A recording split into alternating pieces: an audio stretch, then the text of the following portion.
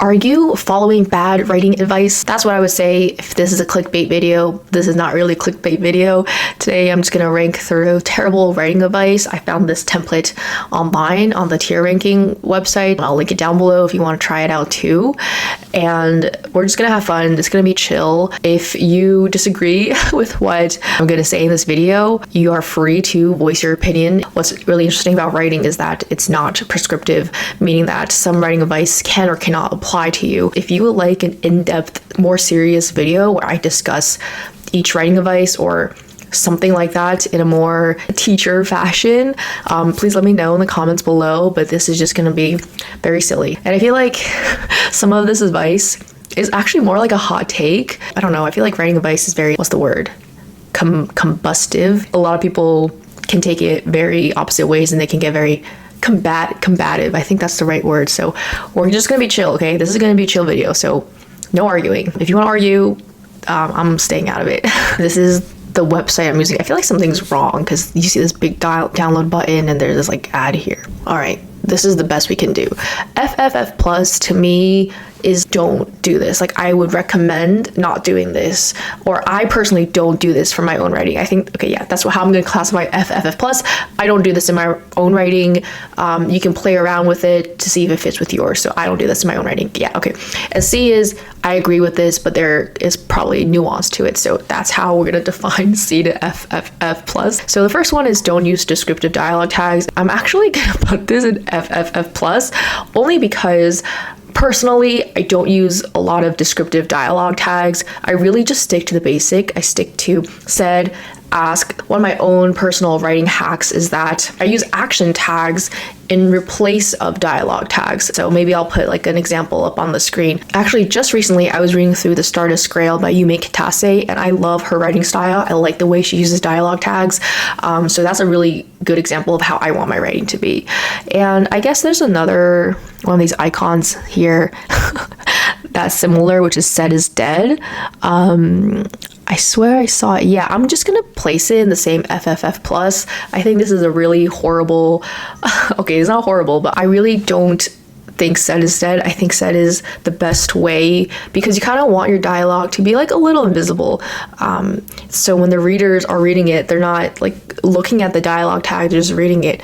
I think like when I first started writing, who was it? Like one of my friends was quoting this author. She was like, oh, he barely uses dialogue tags at all. I mean, I wouldn't go that far, but just said and action tags is like what works best for me. That was really long. Okay, I'm gonna keep these a little bit shorter. Write only when you're inspired. So I think this and another one here is kind of similar. Oh, write every day. So I'm gonna group these together because I think fundamentally they say the same thing. This also kind of depends on your goals and your writing goals. If your goal is to write a book and your goal is to improve your craft, you can't just write when you're inspired. So we're gonna assume you're trying to improve your craft, right? So I think in that case, I think I will put an FFF plus because as someone who is trying to improve I'm always looking to improve, you can't just do it when you're inspired. Like for me, I know this for myself.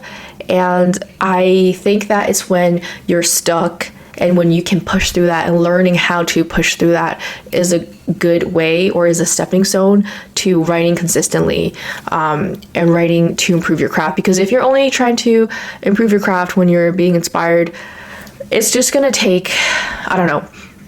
I don't think it'll work actually. So there's not much more I can say to this. And then the write every day one. So I was thinking of making a video on how to write consistently or how I write consistently.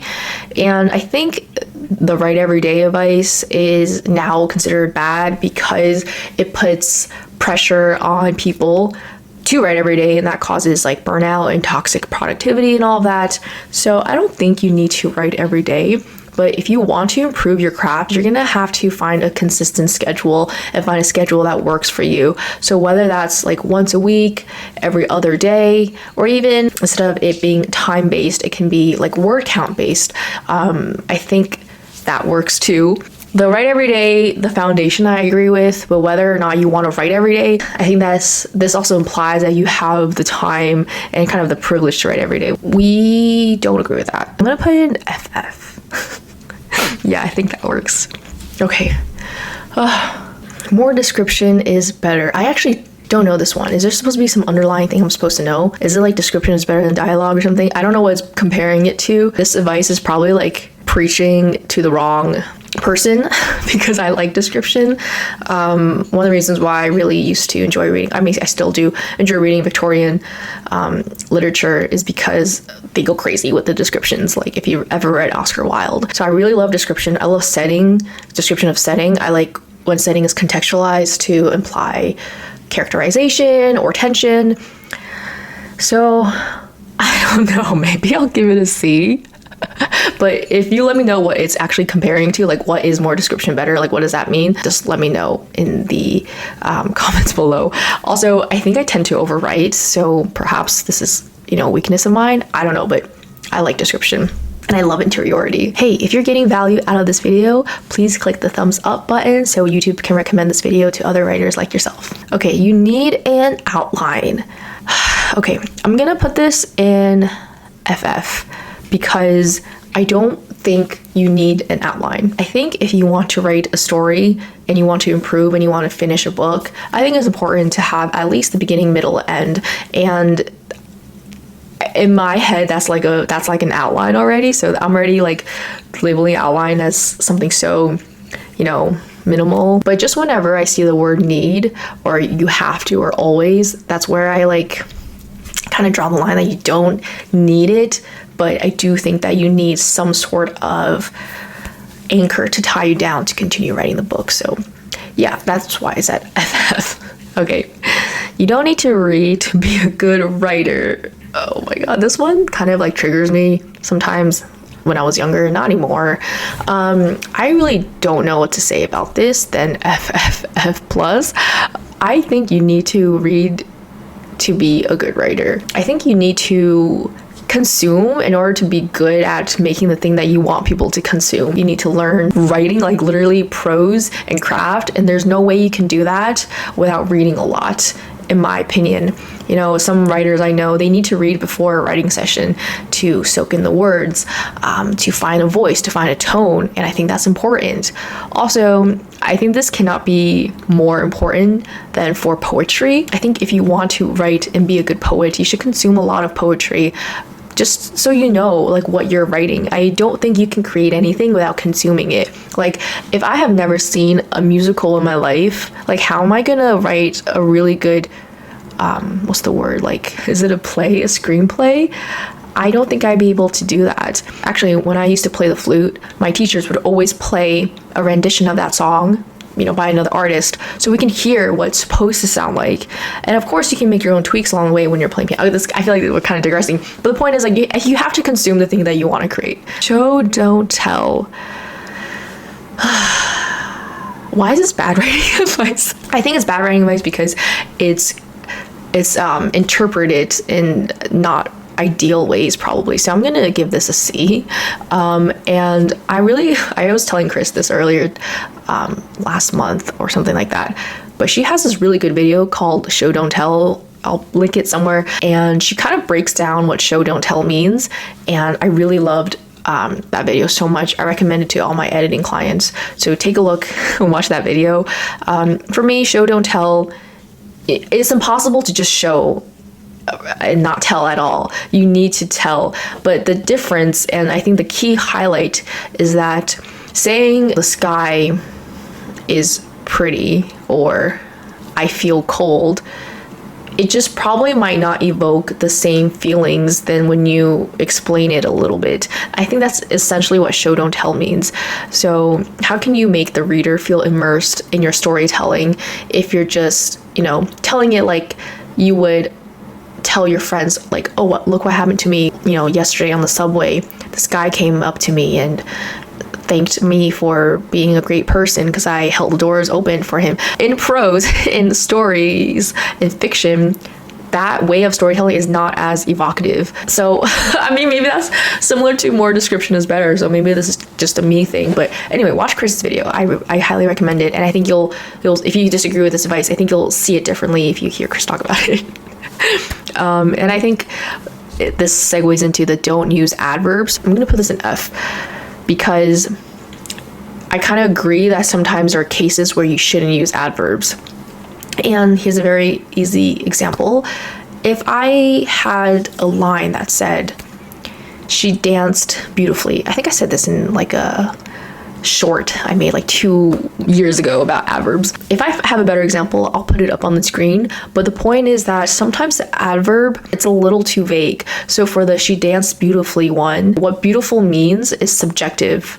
A, to the person viewing it, and maybe B, to the dance itself. I think if you're trying to describe something and you're using adverbs, maybe that's where I kind of draw the line. You should, describe that. But if someone is just quickly grabbing their car keys, like, that's totally fine. Don't write characters outside your personal experience. This one, and there's another one here. Only write what you know. I'm going to talk about them because I feel like they're similar. So I feel like this one is controversial, actually, because it goes into, can you write outside of your lived experience, right? And I don't know how much I want to talk about this because I don't want this to be like crazy controversial. You should write characters outside your personal experience. I think anyone who agrees that you should only write within your personal experience may not have a very strong story.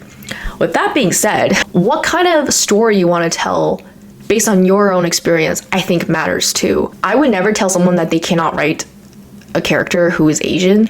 I will never tell you that, and I will never explicitly say that. I think that's wrong. But at the same time, I think it's important to ask yourself, why are you writing from this lived experience that you might not have? And what are the implications of you using that voice for your own creative work? Obviously, I'm not a space pirate, but I can write a story where the main character is the space pirate, right? There are also nuances and caveats, right? Like, let's say I was adopted. I don't even know where I would put this. Okay, we're gonna put this in F, knowing what I told you guys. You should be open to criticisms you're gonna get if you write a lived experience wrong, I think. But you should also be able to challenge yourself and write someone that's also not exactly you. Okay, see, the thing is here, this is what I think I'm trying to say. Storytelling is very powerful. So the voice that you use, the words that you use is very powerful, and it can transcend through culture. That's why, we always talk about literacy as such like a highly coveted thing. It's so important. We have books like 1984, we have books like Fahrenheit 451 where we talk about literature and censorship and all of that. So voice is very powerful, storytelling is powerful. Okay, write like the good writers. I don't think I would ever say this. I don't even know what the good writers even mean. When it comes to process, I think you can follow another writer's process. But I think at the end of the day, you can read to absorb, like what I said earlier, you can read to absorb how writing works, but you have to put your own twist on it. If you're writing just like everyone else, I think you might lose your voice, like literally in the industry and in the publishing space. I don't really know what this one means, but I don't think I would. I personally would never tell like a viewer, like write like the good writers. Like, what does that even mean? So I'm gonna put that FFF plus. Just quit and get a real job. I think the sentiment is quit writing, which you should never quit writing. I mean, find a way to sustain yourself. I don't want you to like be on the streets, so don't put yourself in a financial hardship, but don't quit. Flaws make a character less relatable. I don't even know what this means. Okay, I guess this will have to go here too. Wow, I didn't realize I put so many in FFF plus. I don't even know what this means. You need to have flaws in your characters, and actually more flaws make them more relatable. So I don't really know where this one is going. Okay, that's weird. Let the editor fix the grammar. Okay, as an editor myself and as someone doing copy edits, like I'm copy editing for a client right now, I'm actually gonna put this in D, I think. If you are a writer and you want to improve your craft, I think you should put some time in to learn grammar, just because I think writing encompasses writing clean, and that is grammar.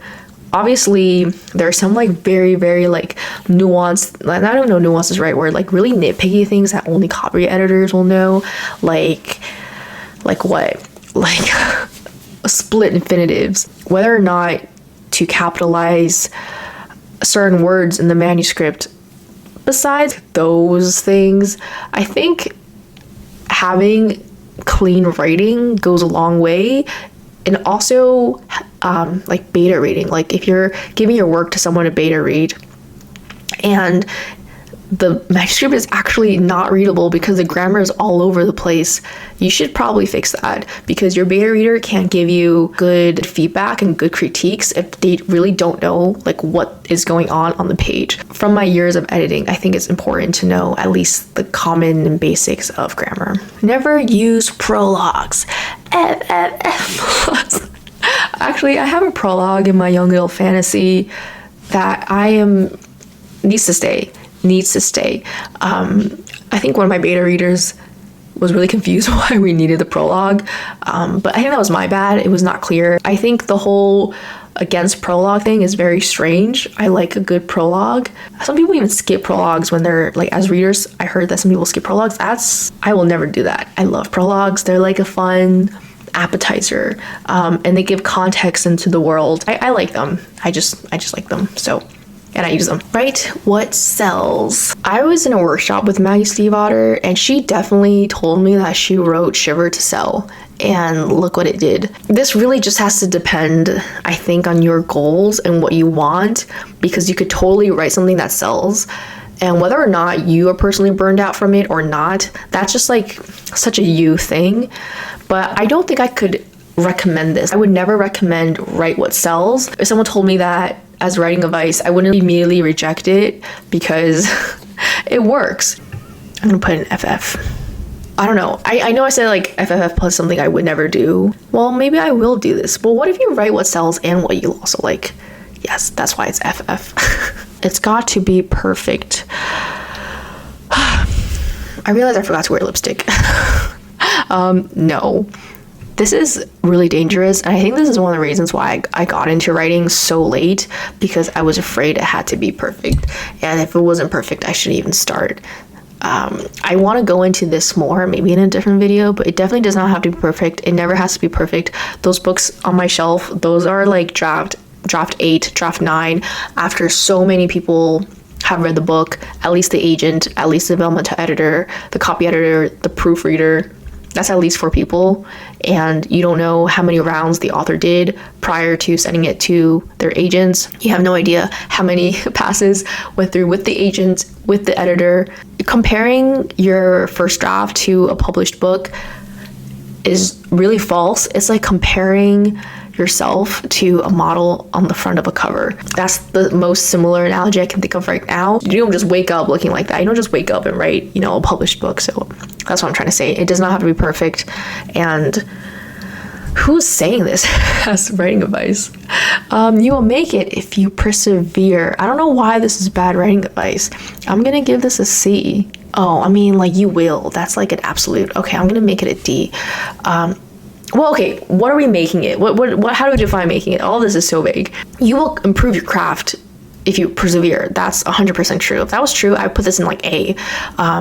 If you're talking about publishing, like traditional publishing, the problem with that is that there is so much you can't control in traditional publishing. Let's say you don't sell a book, but you write another book and that sells. That counts as persevering, right?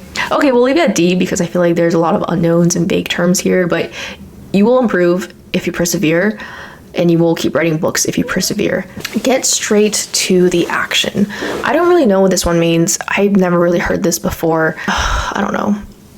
I think it's important to set context, and it's important to ground your readers to the world. Is this like at the beginning of a first chapter? Like, I don't know what this means actually. Like in certain genres, you need to follow certain structures. For contemporary, for young adult fantasy, usually the first chapter ends in some major way. The character's world gets changed, and the inciting incident follows in like chapters 2 or 3. So if that's what this means, I think I agree with that. But if this is like on a scene level, then I don't know. This is vague, so I'm just gonna put this in F. I don't really know what this means. That was anticlimactic for the last one, but I hope you guys had fun watching me rank this. Let me know if I've misunderstood any of the bad writing advice. At the end of the day, I do think that, as I said, writing is really powerful, and to be able to write and to tell stories is something that we should really be proud of. And I do believe that if you keep practicing, I think perseverance will pull you through. And whether or not you get, an agent and stuff, that's a part of that is out of your control, but you can always write, and you can always write books and books and books. Thank you so much for watching this video and listening to me ramble, and I will see you in my next one very soon. Bye.